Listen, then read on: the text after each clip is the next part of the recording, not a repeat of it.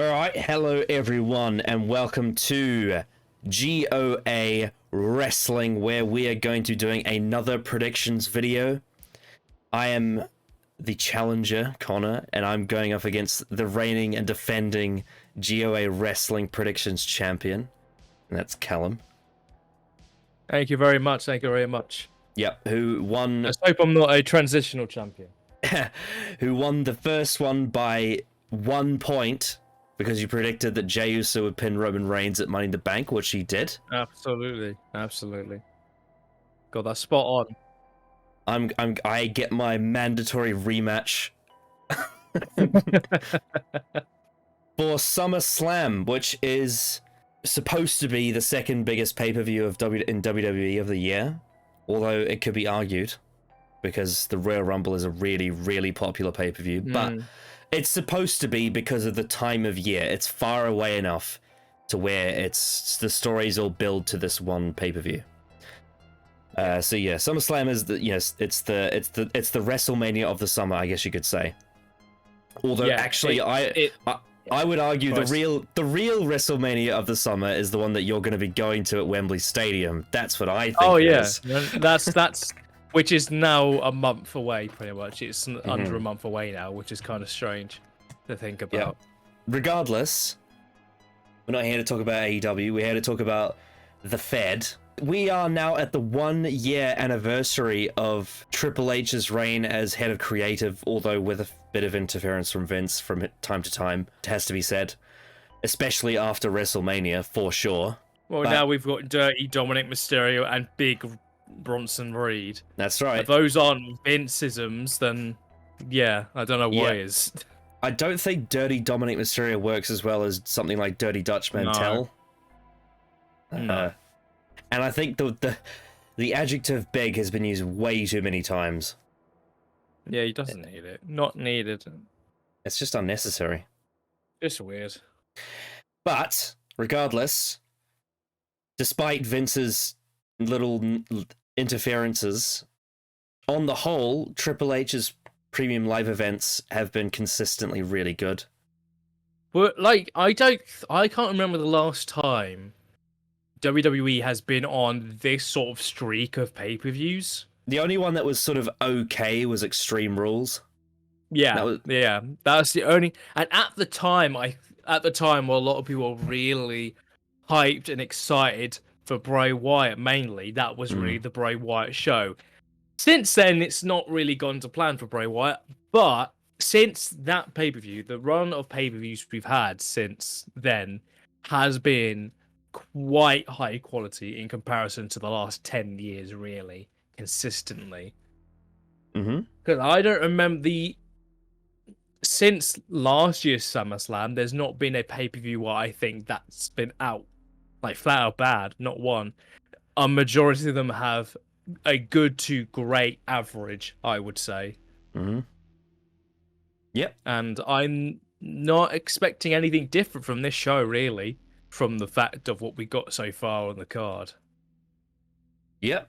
Yeah, I feel like this, much like Money in the Bank, this has a lot of potential, but I think also they don't have the ability to rely on a stipulation like the multi-person ladder match this time.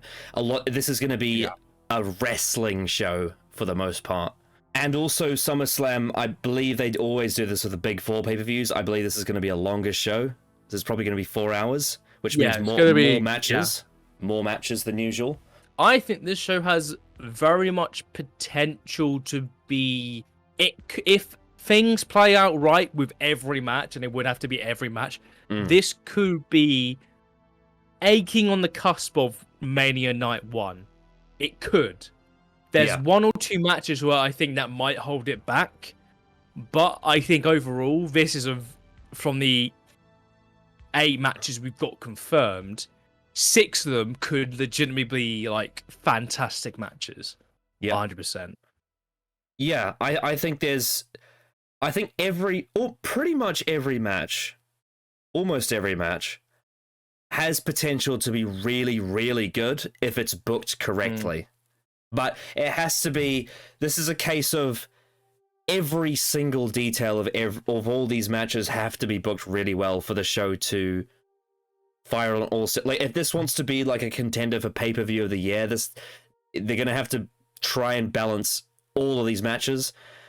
And if they ended up having 9 matches, like I predict they will, there's a lot of work they're gonna have to do to get it right.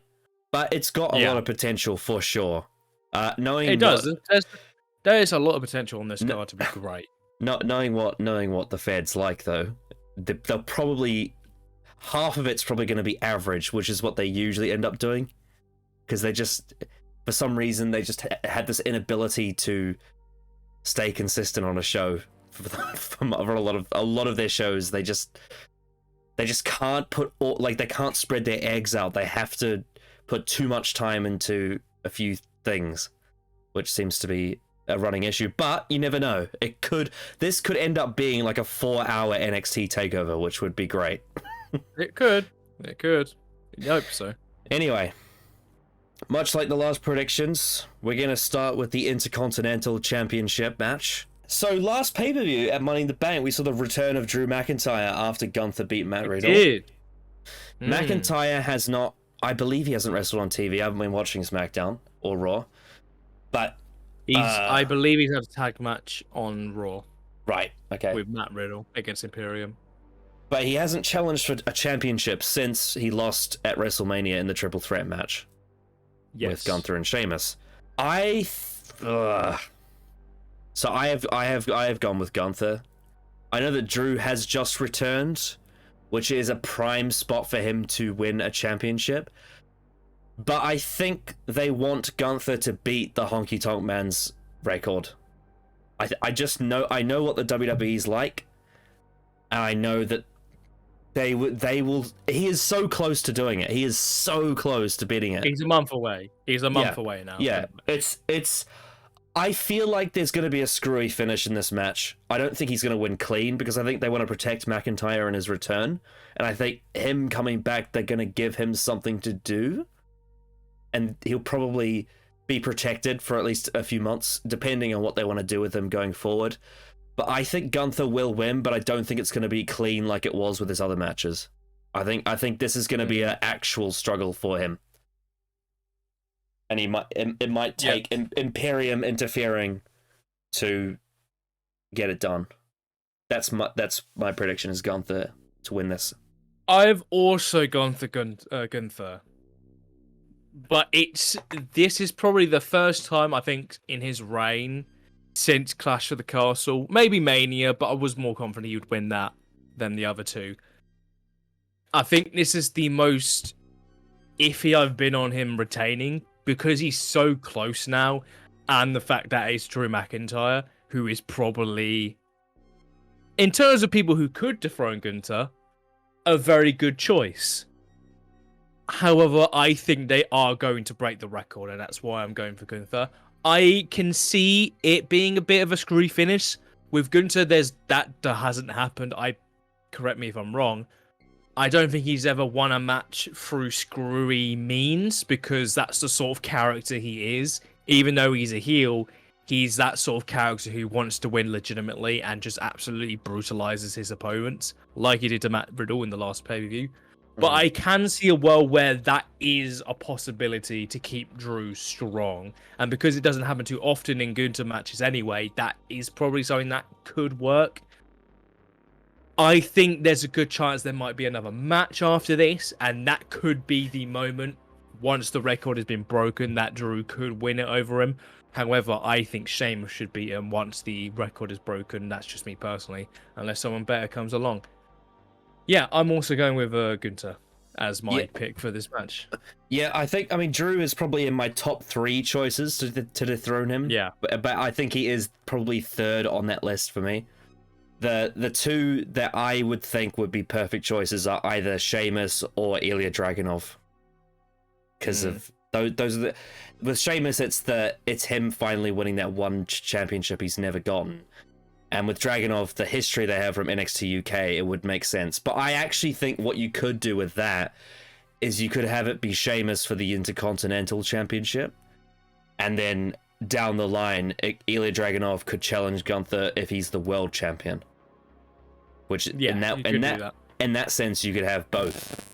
But as for this show, I think Gunther will retain, but I think it'll be his most desperate win so far, is my prediction. The next match is one that the rivalry began at the last pay-per-view with the absolutely left field out of nowhere heel turn of Shayna Baszler. We have the grudge match between the friends of the Horsewomen, the MMA Horsewomen, I should say, Ronda Rousey and Shayna Baszler. I wouldn't be surprised if they make this a fight pit match because of the UFC thing. Now, this is a bit of if you're into the bit of the dirt sheets, this prediction might seem a bit easier because there are rumors that Ronda Rousey's gonna either leave or take an absence after SummerSlam. I feel like it's kind of a given that Shayna's gonna beat Ronda Rousey, and it's gonna give her something to do as a heel. I believe Shayna is on SmackDown, right? She's on Raw. Is she on Raw? Okay.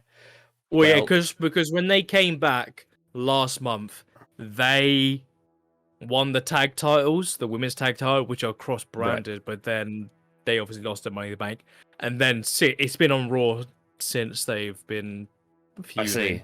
Okay, so they've changed to Raw then. Okay, well that's not encouraging because the current champion of Raw is also a heel, so I don't know what they're gonna do about that. But I still think Shayna's gonna win anyway. Because I think Ronda Rousey is most likely going to take a leave of absence, and because I feel like Shayna needs to win more, it would make more sense to me that Shayna's going to win. If they make this a fight pit match, I think they could do something quite unique with it, given their experience as MMA fighters. I agree. I think Shayna is going to win, just because I think Ronda is leaving after this. I find this feud is just, when they did the turn at Money in the Bank, it was just met with, for me, with just pure confusion. As good as it is to see Shayna just, go off on her own and actually be a character again after like years of not doing anything. And she cut a really good promo on Ronda the night, like the next Raw after, really exposing Ronda's like character as for what she is, and Shayna really came out as the face in that. Really, for me, she's the face in this match. I don't know if they present her as that, we'll see, but it just makes sense to me for Shayna to win because Ronda is just gonna go. She's not staying around after this. Maybe she will, maybe that's all bullshit, I don't know, but it would just make sense to me that Shayna wins. It would be weird after the turn to lose against Ronda. If it would be really weird if Ronda won. I mean, I feel like the way this feud should be booked is with shades of grey and just let the crowd decide what they want to cheer or boo. But that would require effort and creativity from the writers for the women's division, which is rare. What was it that Ronda described them as, like out of touch octogenarians or something? The dialogue they give her promos is either she comes up with her promos or they give her these lines. They weirdly just give her the worst lines, and she delivers them so poorly. It's like one of the worst promos. It's just like it's a first draft. It's just like, here, do this. Yeah. There's just no effort. It's so annoying. No. This is a sense of Shayna is doing the more violent, blindsided attacks. However, her points about Ronda Rousey are actually legit. So. She is a popular heel, I guess you could say, because she is doing heelish things, but she's also got the support of the people, which is a strange dynamic, but it's not one that we haven't seen before. I mean, there's some famous matches out there where there's been a cheered heel versus a booed babyface, and it does happen from time to time. Right, now we have a match that has been, funnily enough, building since the start of the year, when you really think about it, since the Royal Rumble pay-per-view in January.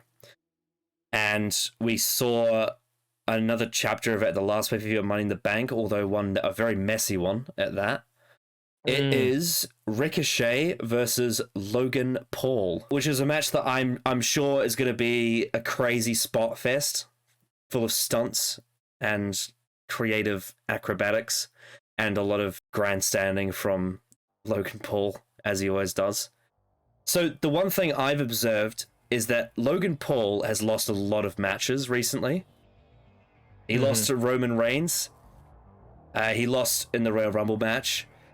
He lost to Seth Rollins. And he lost the Money in the Bank ladder match.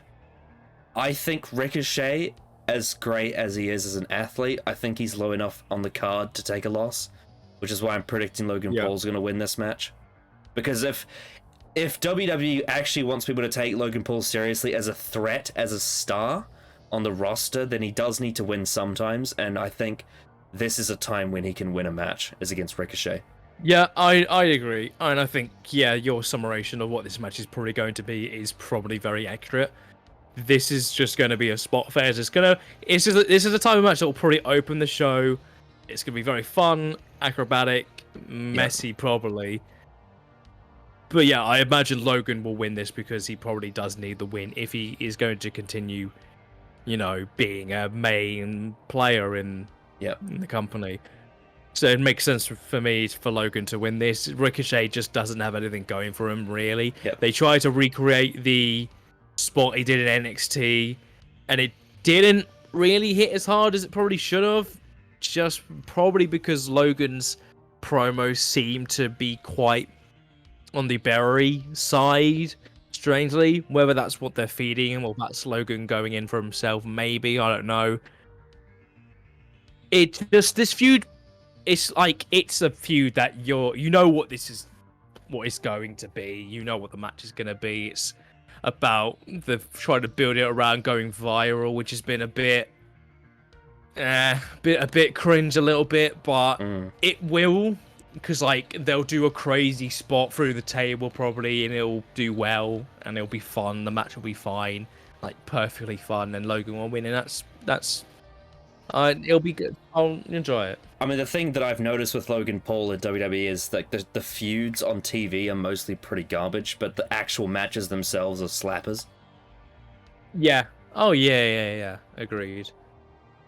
And it's not that Logan's a bad promo, it's just, there's scene... I remember during the Money in the Bank SmackDown show, where LA Knight came out, he a reference, obviously, Knight was obviously a manager when he first came into the main roster as Max Superi, those kind of things are whether those are the little bits they're giving him or whether that's himself, I don't know. It just seems a bit strange that it's more trying to make his opponent seem lame instead of trying to be these guys, they're good, but while I'm the new guy on the block, I'm just as good, something like that. It seems more on the side of I feel like it's missing the nuance of satire that you usually get with those kind of promos. Logan's promos are not very nuanced. If I was to give an example, AEW does these kind of promos a lot, but it has the level of satire to it, to where the audience doesn't feel like the wrestler is getting buried by the promo. It's more about when I think a good example is MJF, right? When he does his heel promos where he is quote unquote burying the other guy, it doesn't actually make people think the other guy is terrible. It's because it's established because MGS promos are a lot of his inner insecurities. There's a lot of his personality coming through in the promos where he feels the need to say it and big himself up.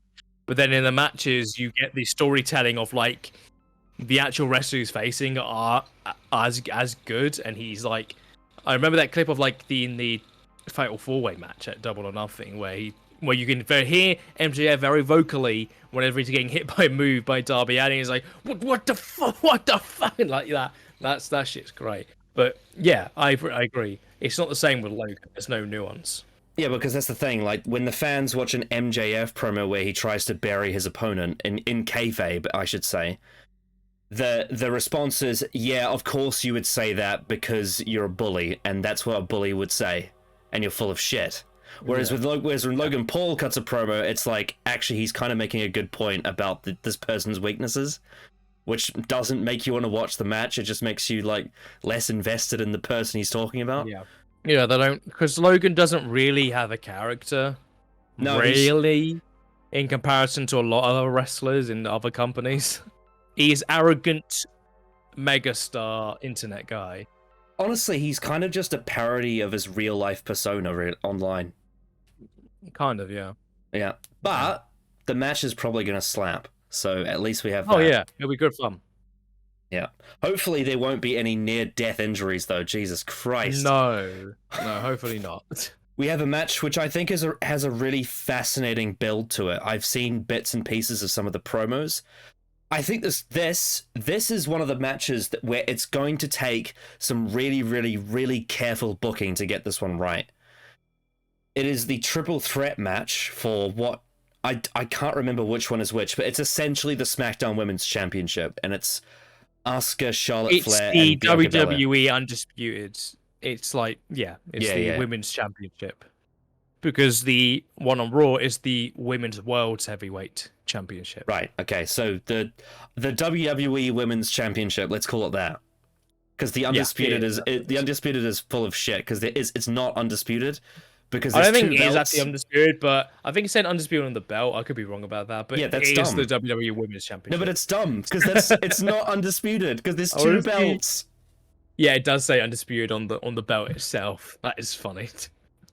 The whole point of the word Undisputed, the most famous example of this is in 2001, when Chris Jericho unified the WWF and the WCW Championship, and it became the Undisputed title. Because there's not two, there's only one. But that doesn't make sense here, because there are two belts. It's ridiculous. Anyway. Yeah, so this is a triple threat match. It has a lot of potential, for sure. And all three of these women have history with each other, except for, I believe Charlotte Flair and Bianca have never wrestled before, at least as far as I can remember. Unless I don't know if they did an NXT, because they had a promo against each other at one point in NXT, but I don't know if they wrestled each other. I can't remember. They might have. Not on the main roster. There may have been some kind of like multi-women tag match at some point, but in terms of a singles, I don't think they have. And I believe it's probably because they're going to save that for a WrestleMania at some point for a singles. I'd imagine so. But it wouldn't have surprised me if they face at WrestleMania this coming year. Yeah. It wouldn't surprise me. This is probably kind of the teaser for that. That's why they did the triple threat with I would Asuka. say so. I'd say so. Yeah. The dynamic here is super, super interesting. Because much like, what's great about this is that both Charlotte Flair and Bianca are technically babyfaces. However, Charlotte is not popular as a babyface. She gets a lot of heat because she has an edgy kind of, like, her history as a heel has always been established, and also as a babyface, she's not very likable because she is like such her babyface character is not good. It's very, very white shit. It's very stagnant, and it's never really changed. Yeah. Although I will say, over time, they haven't made it as. It used to be a lot cringier than it is now. We're back in when she first debuted on the main roster, and they were trying to really garner sympathy. Like they did the whole thing where Paige is like, "Your brother's dead," and people still cheered for Paige anyway. That was so bad. Why would you say that? That was like the worst of Charlotte as a babyface, because they were trying way too hard to make her likable, and that was probably the worst of Paige at the time as well. Yeah. That whole turn when they did the turn, and she just did that promo. I remember against Charlotte and Becky. It just made no sense why she was turning. Yeah, and so back then, and they just have Charlotte and Ric Flair crying over each other and sobbing and just trying to make it like a sympathy case. I think now, as much as she still is a stagnant babyface, they do at least let her have some level of arrogance, which is consistent with her run, because she is such a high achiever. But the more interesting side of that is you can tell ever since Bianca Belair lost the title, she's getting a chip on her shoulder, which is so much. Which has been needed for a year. Because when she was on Raw as the champion for ages, everyone was saying she's basically just the female John Cena. In terms of character, very much, especially in the last months of her reign, just before the turn of the year, I would say so. She became very boring. She became very much became Bianca and Friends for a good 3 months, and it was really shit. Well, people were really, really not happy about the way she steamrolled over Damage Control. Yeah, the booking of that was terrible. Yeah, but ever since she lost the belt and went to SmackDown, she started to get a chip on her shoulder, which is way more interesting. And we're starting to see little glimpses of her NXT character coming back, which, if we remember correctly, her NXT character was a heel character. So at some point down the line, she could be in for a heel turn, and it's even possible it may happen at this show. Because they have been hinting at it. But as a prediction, I think Charlotte and Bianca are going to cancel each other out, and I think Asuka's going to retain. That's what I think's going to happen. Though this one is a lot harder to predict than all the matches that came before. I think this one has... I think genuinely any of these three women could win it. There's a reason for any of them to win it. And I think that is a sign of some good booking there. In the sense of, I would say hard to tell. Yeah, I would say Asuka very much could win because they want to continue her dominant streak of of this run. Bianca could win to cement a heel turn, and Charlotte could win because she's Charlotte Flair. Yeah, and they want to get to her to 16, 16 women's titles. Exactly. Yeah. I think Asuka is retaining here. I think they're gonna delay just slightly the Bianca turn. They could do it here, and it's very likely they could, but I just think they are gonna just delay it a little bit and let it simmer a bit more, have her be a bit more, because I think her being a bit more desperate to get back into the championship picture would be very interesting to see for Bianca's character, I think. And it's probably something that is quite needed for her, because I think it's way too soon for her to win the title anyway. Oh yeah, because she held it for over just a whole year, and she didn't really develop with the championship at all, especially in the latter half of her run. So it's not time for her to be on top again. And for Charlotte, I think she needs more. She does. I just don't think it's the right time to put the belt on her either. Yeah. So I think Asuka is the right choice, I would say, to continue on. Yeah, and I was at one point in time, I was really concerned that WWE were going to do the thing they did with Cena, where they just keep Bianca babyface for her whole career because of all the, the charity stuff and the merchandise, and she's very popular worldwide, Bianca is. But it seems like they do have the balls to turn her heel when the story calls for it. So I hope that they do trigger that at some point. Maybe it is too soon to do it now. I think the result of the match, who wins the match, isn't actually the important thing about it. The important thing about it is that how does this match progress these characters, specifically Bianca. Asuka should retain the title. I think Bianca Belair is actually the character that's the most important in the match in terms of where she's going to go from here. So I'm really interested to see how this affects things. And yeah, I wouldn't be surprised if actually they have Asuka beat Bianca in the match. Because if Bianca because if Bianca loses a lot of big matches, that could really cement a heel turn down the line. Yeah, I think that's the right way to go, I think, for Bianca. Because she just need, I would say, because she's been a babyface on the main roster for 3 years now. She's kind of been the same character throughout it. There have been peaks and there have been lows. I think the last 6 months, well, I think it's the last 8 months really, have been very much a lull period for her. I think the last month has been a lot better. I haven't seen a lot, like every segment of this feud, but I think Bianca, we're slowly starting to build her back as this new, more credible, rough competitor, which I think is very much needed. Well, but I think it still should be Asuka who retains. The segment where, I believe it was the Grayson Waller effect, they did a segment with Charlotte and Bianca one-on-one and on a promo. And it's quite a contentious dynamic that I didn't think about. Like it's one of those things where I never really imagined what their dynamic would be like. And then I saw it, and it does actually have quite a lot of tension to it. Those two characters clashing with each other. So yeah, it certainly has potential for sure. There's also rumors going around that the Street Profits might turn heel as well, because they've been babyface for a long time. Well, they've been doing their segments with Bobby Lashley, which I think is probably...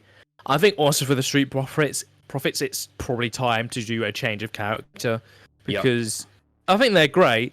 I think they should probably now, after like they've been on the main roster as well for over 3 years, and they've been the same babyface character tag team, which has been great. They've been great. I think they're a fantastic tag team, but I think it's time to refresh them, really. And I think a group with Bobby Lashley would be great. I would love to see what a heel Montez Ford promo is like, because I think he has the charisma to pull it off. Yeah.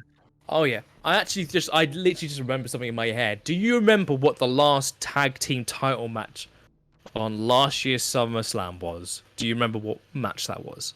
I didn't watch the whole show, so I don't know, but it would have been something... It was the Usos, right? Because they had the belts, didn't they?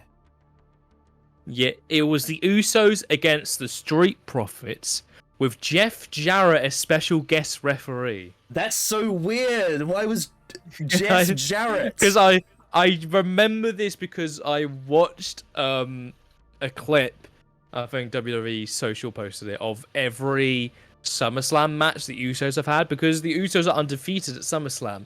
And obviously last year they had the tag match with Jeff Jarrett as the special ref. And I just remembered, why the fuck did they do that last minute? Because that was a last minute change, I believe. I feel like that was like the last week or so they decided to have Jeff Jarrett be the special guest referee. And not long after that, he was off to AEW.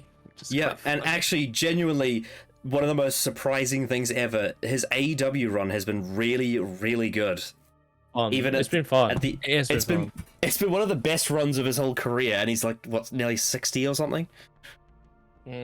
Funnily enough, I recently watched Royal Rumble 1995, where he beat Razor Ramon for the Intercontinental Championship, and the crowd went absolutely silent because they were like, what the fuck? It's so annoying. Like, you know how Vince McMahon loves his catchphrases and his nicknames and everything? He just gets obsessed with them. Well, the thing with mid-90s WWF is he's a commentator, so he controls what is said on the commentary fully, because he's actually the commentator. And he doesn't ever just say Jeff Jarrett. He has to always say Double J Jeff Jarrett. Yeah. And that's a nice headline by Double J Jeff Jarrett. What a maneuver by Double J Jeff Jarrett. Look at the girth of Yokozuna. Oh yeah, God, and that pay-per-view had Jerry Lawler perving over Pamela Anderson. Yeah, God. And Jerry's just like, you know, Vince, after this pay-per-view, she's going to be coming on a date with me. And he's like, she is what? Dirty old man. Anyway, moving on. We have a match that I hope they do something really old school, you know, territory Crockett style. I would love if they let this be a dog collar match. It's Cody Rhodes versus Brock Lesnar, which I think this has to be the blow off to their feud. This has to be the end of it. They've been feuding since the night after Mania. Yeah, and I would I mean, WWE might not want it because it's technically they're still PG, even though it's a pay-per-view. Well, it's a premium live event, but whatever.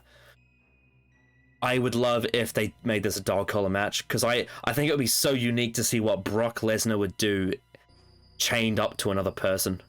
And also because Cody Rhodes, he had the dog collar match with Brody Lee in AEW, and that was absolutely incredible. Although not the best dog collar match. That honor goes to CM Punk vs MJF from Revolution. And obviously Roddy Piper vs Greg Valentine's another famous one.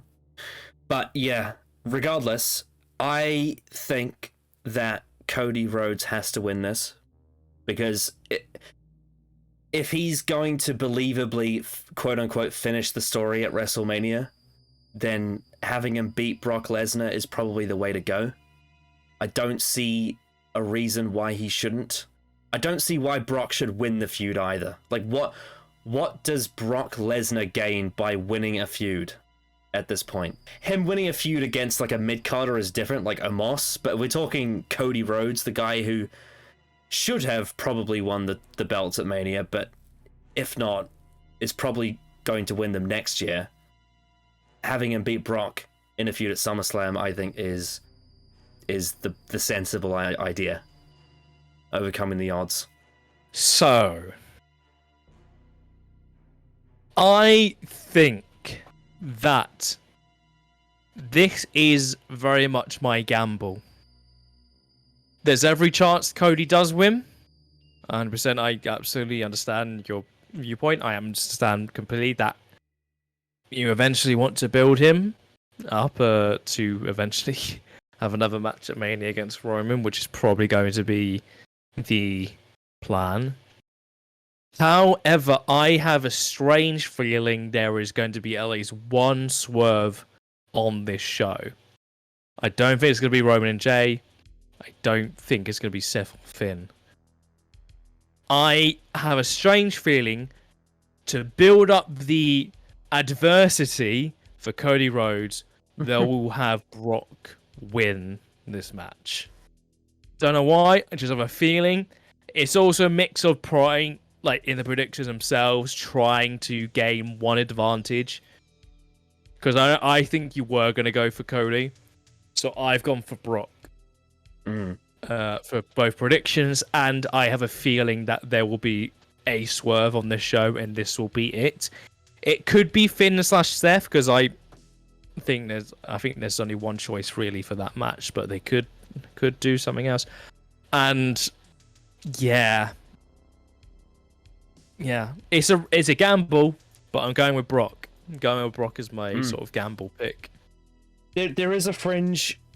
There's a fringe possibility out there, because I have seen, I think I saw somewhere, like it was like Uncle Howdy's Twitter account mentioned Cody Rhodes recently.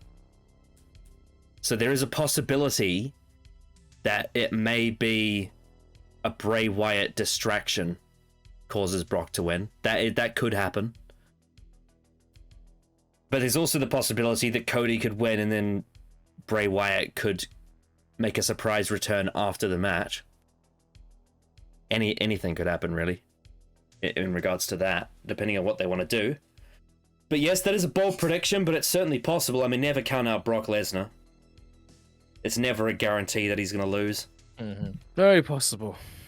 I mean, there's very, very, very few matches that I could point to and say Brock is definitely losing that. Off the top of my head, the match he had with Triple H at WrestleMania 29, I knew he was losing, because Triple H's career was on the line and it was way too early for him to retire. Yeah. And the other one would probably be the match he had against McIntyre. It was just obvious. Like, if he had McIntyre lose that match, it would just be weird. Right, this next match is not officially on the card yet, but I think it will be. I believe it's going to be Becky Lynch versus Trish Stratus. I would be very surprised if it's not on the card. Very surprised, because I feel like they've been building to this for a long, long time. Like, even before WrestleMania, because they were tag teaming together before Mania, and they won the belts.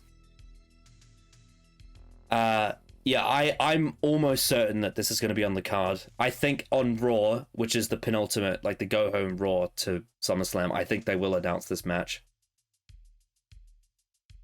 So yeah, and I don't think Trish is going to stay much longer. I think Becky's going to beat her. It's a pretty simple one. I think Trish has had a good heel run, and she's helped elevate Zoe Stark to the main roster. I would say Zoe Stark's had actually quite a good call up from NXT, being Trish Stratus's sort of accomplice, if you will.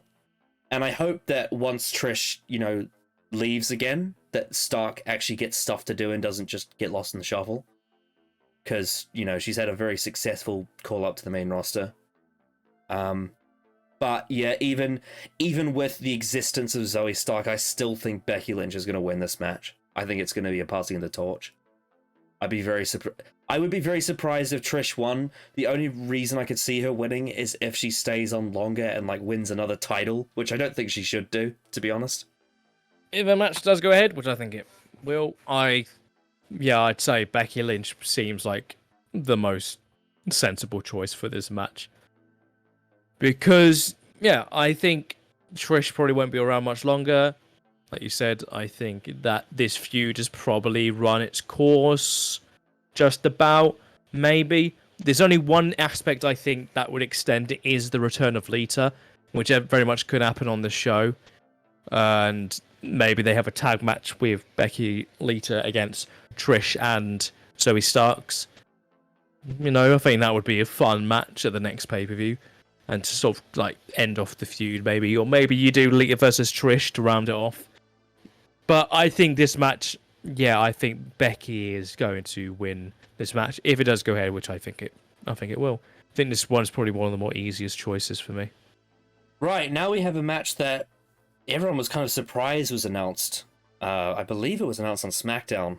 It is the SummerSlam Battle Royal, which I was like, holy shit, they're doing a Battle Royal? But they are, apparently. I feel like there's really only one person that can win this match, even though there's like so many options you could go for. I feel like there's only really one sensible choice because this guy needs to win something at some point because he's so over. I predict LA Knight to actually win something on pay-per-view for once. LA Knight. Yeah. It's time. Yeah. It's time to strap the rocket to him. He needs to win. I don't even think this is for anything, is it? It's not for anything, is it? Not as of now, I don't believe. So, I'm also going with LA Knight. He is facing Sheamus next week on SmackDown in a match. Should be a good match. Should be good fun. He very much could lose that match. I could see a world of him losing that match. But he could win it. But I feel like him winning the Battle Royal, just so he's on the show, so you get that pop, you get that reaction. Yeah, just give him a big win on a pay-per-view, and then fucking build him up from there, and have him challenge for the US title after. Mm-hmm. Or something. Just have him be in a feud, not in a mini feud with fucking Hit Row. As funny as that promo was, and it was a funny promo, I don't want him feuding with Hit Row. God. Oh my god. Oh. Whenever it comes to LA Knight, WWE is such heels. Because they gave him the Bray Wyatt Mountain Dew Pitch Black match at Royal Rumble, and that was garbage. And he was still over despite that. Well, yeah, he's more over now. Like, he was relatively over back then, but not to this level. It was really these last, like, in the build-up to Money in the Bank where he really picked up steam. As great as Mania 39 was for the most part, I just find it so weird that LA Knight, one of the most over guys in the whole company, wasn't on the show, and it was in Hollywood, which is in LA. Yep. Then they did the Andre the Giant Battle Royal on SmackDown, so they had Bobby Lashley walking out there with the trophy in his hands. That was his WrestleMania moment. And then, like, one of the main reasons that Karrion Kross re-signed to the company after SummerSlam last year is because he wanted to have a WrestleMania entrance, and he didn't even get to have that. So, it's just weird. And despite that, they still were able to fit Shane McMahon tearing his quad against The Miz and Snoop Dogg doing a people's elbow. The World Heavyweight Championship match. Seth Rollins versus Finn Balor. A rematch from the last pay-per-view. So, my first prediction is that I think the match will be better than the last one, because the last one was fine, but I think this will actually, now that we've gotten to... I actually remember back in 2016, they did this with Cena and Styles, because they had them have their first match at Money in the Bank, and it was a bit of a so-so affair, and I think part of that was probably because I think Cena had got like jet lag from like a plane or something. But that and the finish wasn't. Yeah. It wasn't clean. It was very much booked like a TV match on a pay-per-view. But once you got to SummerSlam itself, they actually took it seriously, and they actually had the match they were supposed to have in the first place. Well, not the first place, but just the match that we actually wanted to see them have. So this match has a lot of symbolism to it, because Seth Rollins and Finn Balor fought for the Universal title at SummerSlam in 2016 on that same show that Cena and Styles did that I was just talking about. And I think Finn Balor is going to win the championship, because there's a few reasons for this. Number one, there are rumors that Seth Rollins has nagging injuries, and he was only continuing to wrestle because he had the title. I think what they're going to do is they are going to take the belt off him so he can rest from those injuries. That to me seems like a good idea. Number two, the Judgment Day has become the biggest thing on Raw. They've basically become the bloodline of Raw in terms of TV time and prominence. And so if you want, and noticeably Dominic Mysterio won the NXT North American Championship recently. Rhea Ripley is the World Women's Champion, and Damian Priest is Mr. Money in the Bank. So having Finn Balor win the belt, not only does it bring it full circle from SummerSlam 2016, where he finally gets that moment that he's been waiting for since then, since he got injured, but it also means that the Judgment Day now has all these championships, and you'll get that shot on the Raw after SummerSlam, them all holding their things together.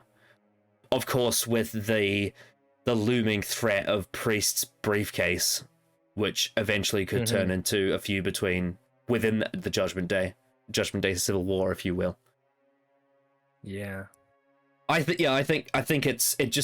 it's right for the story for Finn Balor to win the title, and I think it would be weird if he didn't. The only thing they could do to really, really swerve things is they could have Priest cash in, but I just think it's too early. I think there's so much more you can do with the story before you have the cash in take place. I think SummerSlam would be too early to have Priest cash in. I think there's plenty of time to really build up to that moment in the future. Yeah. So I think Finn Balor's going to beat Seth Rollins. That's my prediction. I agree. I think now is the time to take the belt off Seth. I think his run has been fine. I think it's been a fine run.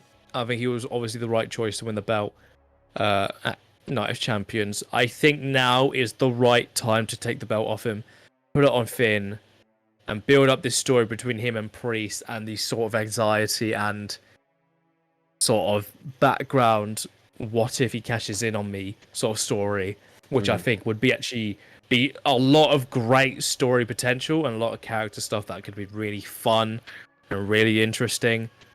Yeah, I think Finn is the right choice to win it. And plus, having all of Judgment Day having something would be great imagery-wise.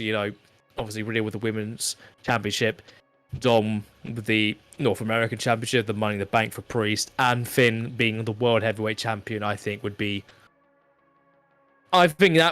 great for the next month. I think that would be a great program. I think. Then I would say you have Priest eventually cash in on Finn. There is a small chance they do it here, and in terms of poetic symmetry with Finn, Luke having to vacate the Universal Championship 7 years ago after winning it for the first time at SummerSlam. There's a lot of potential symmetry there, which can be very tasty.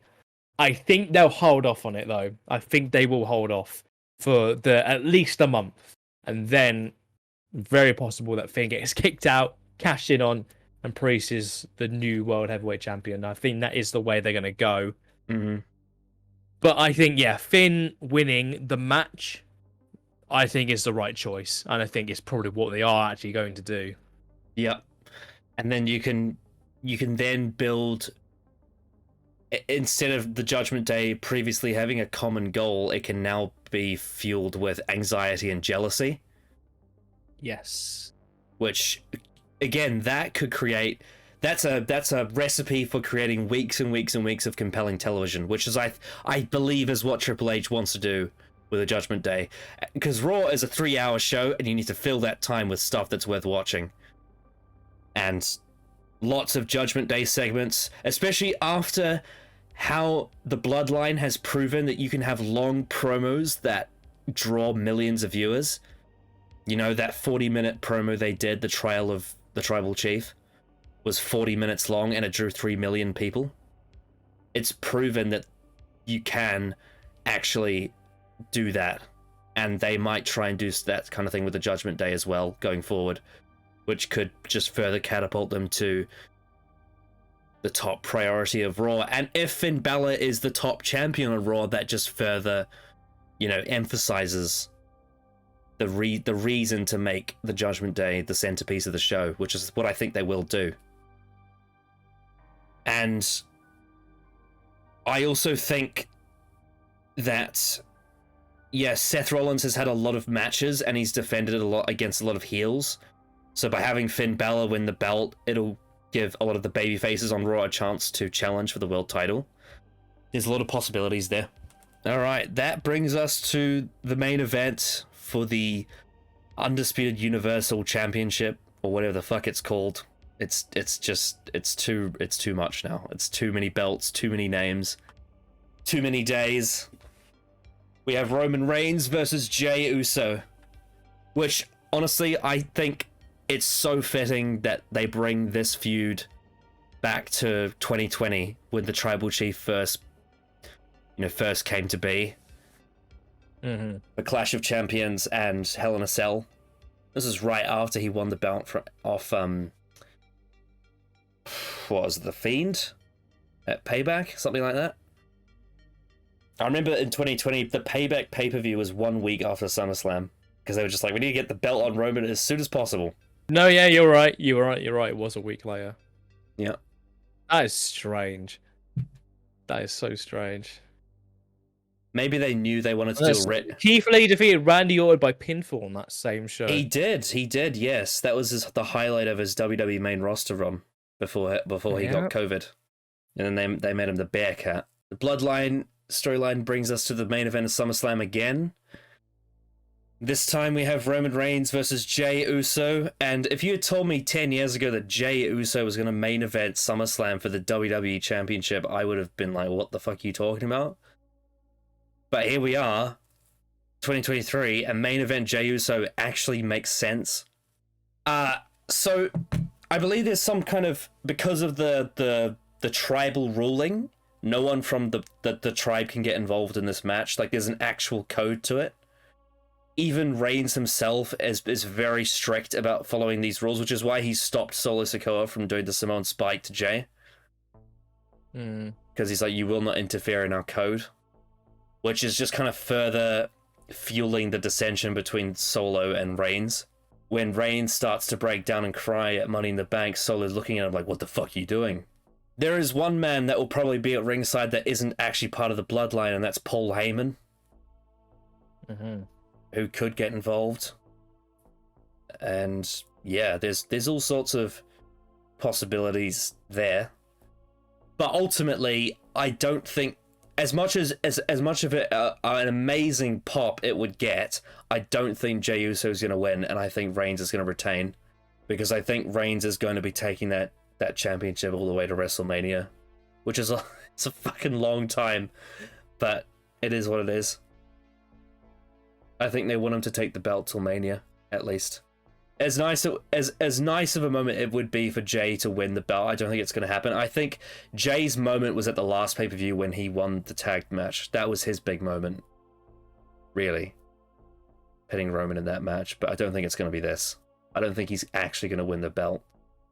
I would like be really happy if he did win the belt though, but I don't think it's going to happen. I predict Reigns will win.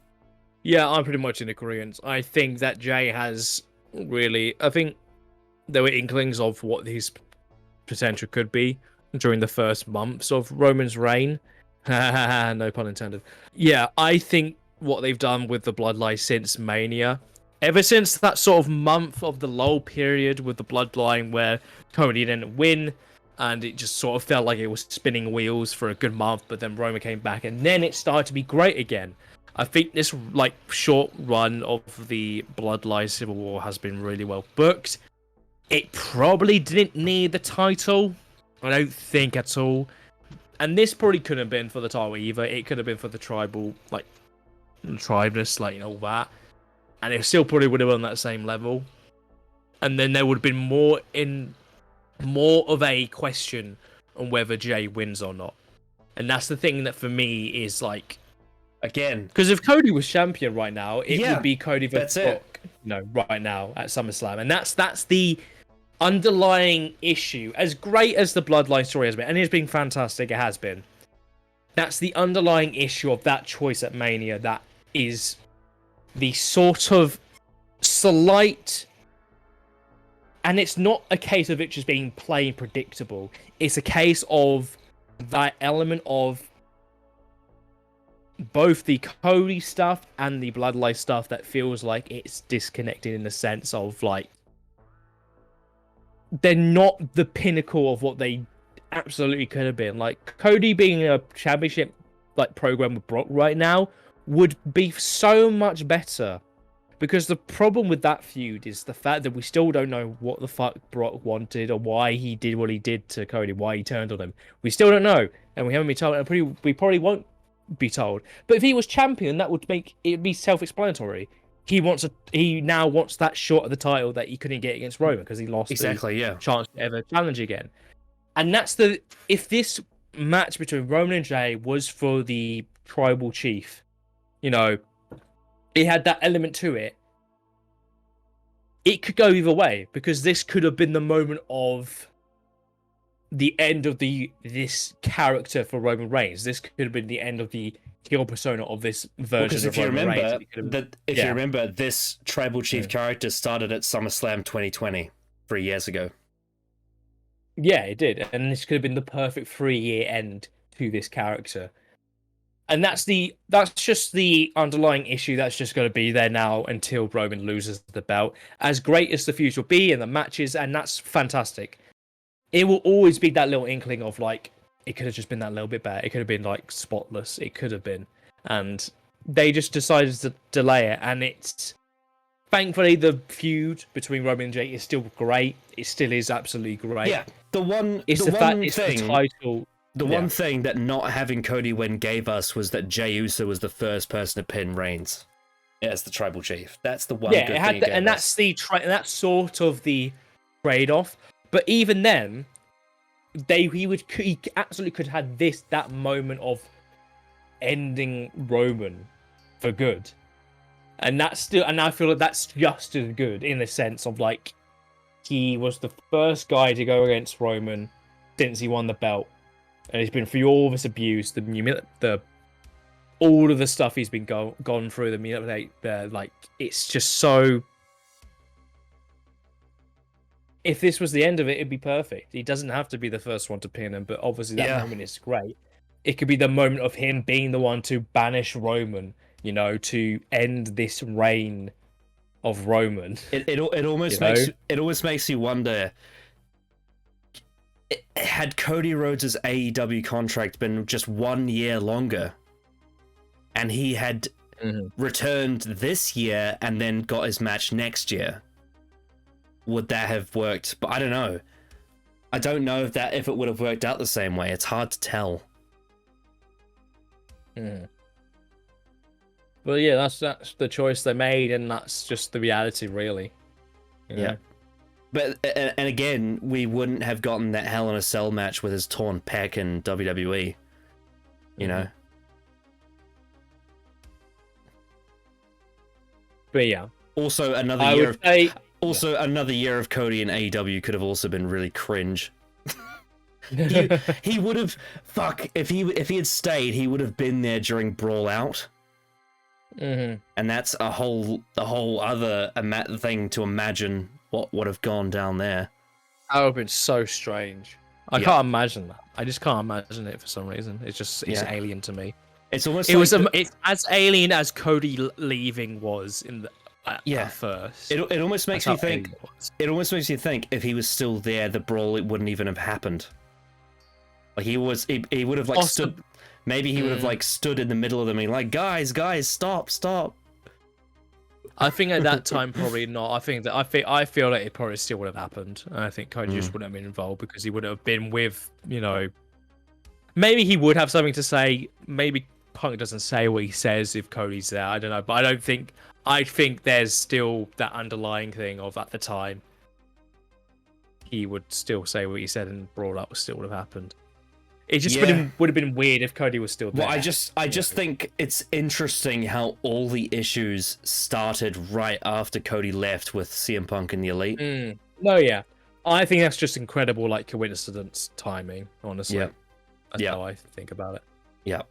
Anyway, timing is a very interesting thing in pro wrestling because it's a weekly story being told in real time with actual contracts, which makes it so complicated to plan things long term.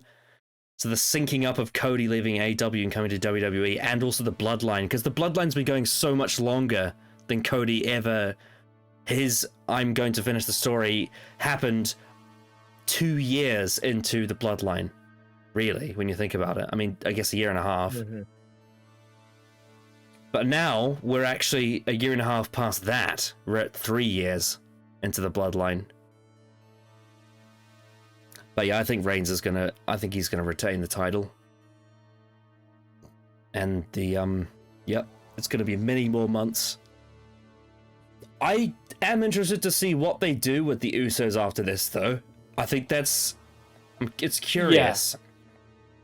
That's the question with this match, because I just don't think there's a chance Jay wins. There's like a 5% chance for me. I think Roman is going to. I'll be very shocked if Jay wins. I feel like at either Survivor Series or Royal Rumble, something like that, maybe Crown Jewel. I don't know. Surely it shouldn't be Crown Jewel, but I feel like at one of those big pay-per-views between now and Mania, they're gonna do Roman Reigns versus Solo Sikoa. I feel like, at the very least, I think Solo is going to be splitting from Reigns. I think he splits with him at Mania. I think there's a chance they do the spot where they try to do the same thing, but Solo doesn't do it, and then walks away, and that's how Cody wins. There's a very good chance that's the spot. It's almost like the inverse of Full Gear when the Young Bucks were going to screw over Paige, but then they didn't do it, and they just nodded. A little bit, yeah. Yeah, that's the problem though, is that it's kind of the WrestleMania 29 thing of if they do Cody Reigns again, the result's just going to be predictable. And it's not going to hit the same way as it would have hit if Cody had won this year. If Cody had won this year, the pop would have been insane. It was so much more unpredictable going into this WrestleMania, even though a lot of us believed that Cody was actually going to be the one to win it because it just made sense of the story they were telling. There was still always that little bit of doubt, that little thread of, but what if Reigns retains? What if? But if they do the match again, it's just obvious. It's just obvious that Cody's going to win. I mean, if they had Cody lose 2 years in a row, I feel like WWE would get buried by the fans. It would be like, what's the fucking point? But a bit of Vince McMahon shenanigans, it could happen. So that means, if I remember correctly, that the Cody Rhodes Brock Lesnar match is what's going to decide who wins the predictions, right? Because we did the same result for all of them. Mm-hmm. Okay. Cody and Brock is the match to watch out for. So yeah, I think, again, it's the track record of this Triple H creative era so far. I think it'll be a really good show. I mean, I don't see why it wouldn't. A lot of things would have to go wrong for it to not be a good show. There would have to be a lot of Vince interference, I think. The match I could see being the one to bring it down slightly is the Shayna Ronda match. Yeah, it depends. It just depends on how they do it, really. That one, it's risky, I'd say. But it's possible that it could be good if they book it right, and they work to their strengths. I say. I also think that Ricochet versus Logan Paul has the potential to be a catastrophe if there's a lot of botches, but I don't think that will happen. I think they'll probably practice a lot of stuff, maybe. I don't know. It's hard to say. Logan Paul's matches and his promos are all very constructed. He doesn't do anything improvised. An experienced in-ring storyteller. He's just someone who knows how to do moves really well and knows how to like get crowd reactions. But he doesn't know how to book a match. You know, he's not that kind of talent. The SummerSlam Battle Royal will seem pretty pointless if LA Knight doesn't win it, I'll say that. Is there anyone else winning that Battle Royal that would make sense? Not really, but there's like, because there's a Battle Royal, there's every chance someone else does win it. If they want a heel to get a lot of heat, they could have them beat LA Knight at the end. Yeah, they could. It just depends on if they want Grayson Waller to win it and get lots of heat, they could do that. They could do Grayson Waller. That is very possible. Yeah, that is a possibility. I feel like it's gonna be a SmackDown person because they announced it on SmackDown. Yeah, I would say so, yeah. I feel like it's gonna be a SmackDown wrestler because it's either going to be LA Knight or it's gonna be whoever LA Knight feuds with. I hope it's great fun and all the matches are great. Mm-hmm. It honestly is very possible this could be the best, like, match to match, bell to bell pay-per-view since night 1 of Mania. It could, if all these matches hit in the way that they potentially can. The literally only one I'm iffy on is Shayna Ronda, because it's Ronda. Yeah, well, let's not forget WrestleMania Night 1 had Cena versus Austin Theory, and look what impact that has had on Austin Theory since then. Wasn't that night 2? Nope, that was Night 1. It was the opening match of Night 1. It did open WrestleMania. I've because that match was so quite shit, I just assumed it was on night 2. No, I think the opening Night 2 was Brock versus Omos, if I remember correctly. Which was better than which was better than Theory, but not by much. How was an Omos match better than Cena versus Austin Theory? It was slightly better. It wasn't good, but it was slightly better. Well, the thing is, the Brock Omos match was actually kind of booked well for Omos's limitations. So it actually was better than you thought it would be, whereas Cena vs. Austin Theory was so disappointing. It was so shit. Yeah. It's weird, we've gotten to a point where John Cena in the ring is more limited than Omos. Because he just can't take too many bumps these days. Yeah. What I'm hoping for is that Triple H is able to put on a really good show, and then he's able to say to AEW with their Wembley show, you know, follow this, try and beat this what we just did, because competition is always good for business. It's weird. AEW still hasn't announced a single match for All In, and it's like 4 weeks away or something. They'll have to start. They're gonna have to start. They've announced a match for All Out, which is a week after. So yeah, we'll see you all next time for the review of SummerSlam 2023. Hope it's a good one. Hope we have a lot to talk about, like we did for Money in the Bank. So. And then after that, we'll probably talk about overrated wrestlers, because that seems like what we should be doing after we did the underrated one. Yeah. Yep. Which should be a juicy video. But anyway, I hope you all enjoyed. And good luck to Cody Rhodes, because I need to win a belt. I hope that it's a dog collar match and he does a crossroads with the collar on Brock's neck. Yes. And he, like, when he does that, he pulls the chain. Oh, that'd be brutal. Anyway. Bye-bye. See ya. Bye.